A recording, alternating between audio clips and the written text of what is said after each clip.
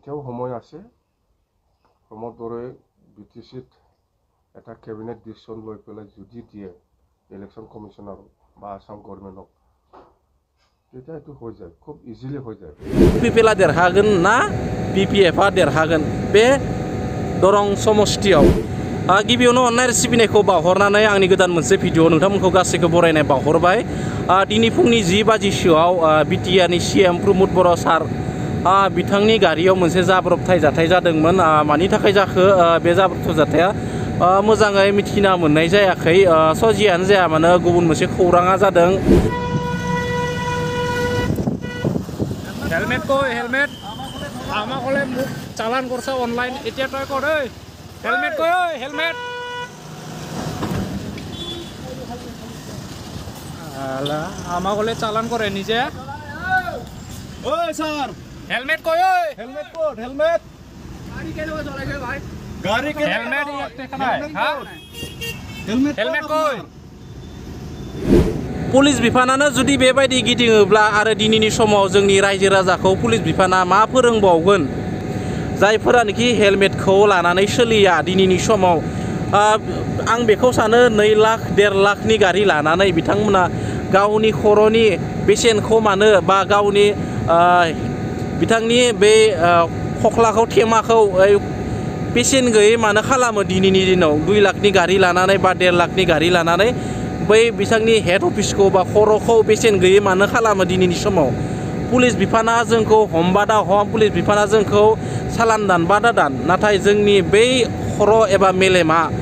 बेसेन गोनां बेखौ जों गासिबो मिथिना लानांगौ पुलिसा हमनायनि थाखाय जोंनि हेलमेटखौ इउज खालामगोन बेबायदि जानो मोना बा जानोबो नाङा बेनिखायनो गारि मटर सलायोब्ला पुलिसनि थाखाय जोङो सालान दानजानो गिनानै हेलमेटखौ गाननाङा जों गावनि जिउ बा खर'खौ बासायनो थाखायसो जोङो हेलमेटखौ गाननांगौ बेनिखायनो आं गुरै खावलायो रायजो राजाफोरखौबो हेलमेट लायालासिनो बा पुलिसखौ गिनानै हेलमेट दाला गावनि खर'खौ बासायनो थाखाय बा गावनि हेल्थआव माबा मोनसे जानो थाखाय बा खर'आ बेफोरबायदि जानाङाथो गसाइनि साननायाव बा गसाइनि अननायाव बेनिखायसो जों हेलमेटखौ इउज खालामनांगौ नाथाय गुबुन फारसेथिं मोनसे खौराङा जादों जे समष्टिखौ लानानै बेथिं क'क्राझारा थाहैबाय एसटि हिसाबै आरो दरंआ मोनसे समष्टि जाहैबाय दा बेफोरबायदि जानायनि बिथिङाव आंनि मोनसे सोंनाय बे दरं समष्टियाव इउपिपिएलआ देरहागोन ना बिपिएफआ देरहागोन बे मोनसे गिदिर सोंनाय जाना फैदों बेनि फिननायखौ नोंथांमोना हागौबा कमेन्ट बक्सआव फोरमायना हो इउपिपिएलआ देरहागोन ना बिपिएफआ देरहागोन लोगोसे बै समष्टिफोरनि सायाव हाग्रामा महिलारि सारा फंनैसो खोथा बुंदों आरो मा खोथा फोरमायखौ बेखौबो नोंथांमोननो खोन्थिनो नाजागोन नोंथांमोना भिडिअखौ नायलांबाय थाबानो जाबाय কিন্তু আমার এটা অভিযোগ আছে যেহেতু আমি 2007 চনৰ পৰাই বিটিসি 6 শিডিউল এরিয়াত দুটা সমষ্টি কোৰ্ট টাৰ্মিনাছ হিচাপে লোকসভাটো হ'ব লাগে বুলি 2007 পৰাই আমি এইটো ডিমান্ড দি আহিছে এইটো আজিৰ কথা নহয় 2007 আমি দিল্লীত ইলেকশন কমিশনাৰ ওচৰত আমি আমাৰ চাঞ্চমা কুংগুৰ ডাঙৰীয়া যেতিয়া লোকসভা এমপি আছিলে এই সময়ত আমি একেলগে আন্দোলন কৰিছোঁ তো এই হিচাপত আমি শুনিছিলোঁ যে বিটিসি অঞ্চলত কোকৰাঝাৰ একটা লোকসভা আৰু ওদালগুৰি এটা লোকসভা প্ৰায় ড্ৰাফ্ট হৈছিল বুলি ড্ৰাফট ওলাইছিল বুলি আমি জানো তো আজি দেখিবলৈ পাইছোঁ আমি আমাৰ বিটিসি অঞ্চলৰ 6টা এছেম্বলি সেগমেন্ট পৰেশ্বৰ তামুলপুৰ ভেৰগাঁও